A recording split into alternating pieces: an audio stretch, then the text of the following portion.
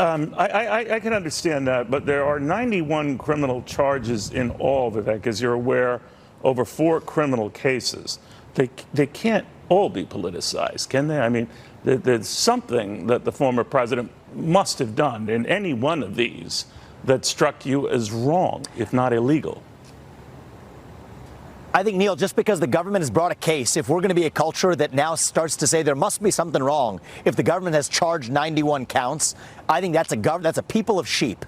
And when the people behave like sheep, that breeds a government of wolves. Well, you don't think that's the reality. And so, no, I am skeptical. In case you had any doubt about where the GOP stands, that was presidential candidate Vivek Ramaswamy. And if Ramaswamy becomes president, he's already promised to pardon Donald Trump in the event the former president is convicted by a jury. Republicans once called themselves the party of law and order. Now that mask is off, and nearly every single senior Republican leader has publicly committed to putting Donald Trump above the law, even if that burns the country down in the process. And in Ramaswamy's mind, there's simply no legitimate reason to ever charge Donald Trump with a crime. Any allegation of wrongdoing is, by the nature of GOP logic, a political attack on the greatest American to ever live. I don't think there's anything in this case that shows or even strongly hints of the former president trying to reverse that Georgia contest. Neil, you know, I've had this conversation before. There's a difference between a bad judgment and an illegal act. Hey, I agree. There is a difference between bad judgment and an illegal act. And Donald Trump crossed that line when he assigned 18 of his crooked cronies to illegally access highly sensitive voting machine software, even after a Georgia court had told him no. But you'd never know that if you were tuned into the Newsmax on Tuesday, where Kimberly Guilfoyle revealed that Trump's staggering array of indictments is just another plot by the libs to rig the 2024 election. Do what now? RICO charges, 19 defendants altogether. Kind of weigh in on what that's going to look like for Fani Willis. Well, it's a disaster and it's a sham. She's really using this for her own political purposes and advancements and fundraising off of this. She's one of 4 sham, investigations and indictments.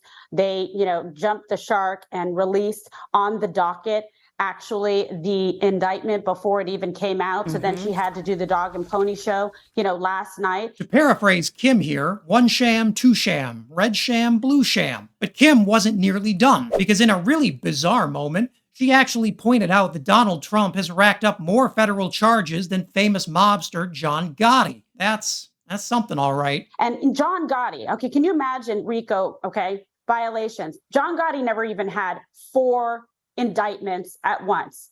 There's no mob boss, let alone they do this to President Trump because they're worried that they can't beat him in the ballot box in 2024. And they want to go ahead and use this lawfare, weaponize the system against Joe Biden's primary political opponent. That's what this is. Hey, though, look on the bright side. Donald Trump finally found something he's undeniably the best at, and he'll have a lot of time to think about that while he's sitting in a Georgia court watching prosecutors explain his criminal cartel to a jury. Fani Willis wants to begin Trump's trial in 6 months, but suddenly Trump, who used to rail against how corrupt and rigged the federal courts are, now wants his trial moved to federal court, where a Republican president could pardon him. And Trump allies will tell you right up front that their tactic is going to be delay, delay, delay. Let's stay on the Newsmax and flip over to former Jeffrey Epstein confidant Alan Dershowitz. In her attempt to get it tried in 6 months, I've never heard anything so absurd as trying a RICO case with close to 20 defendants with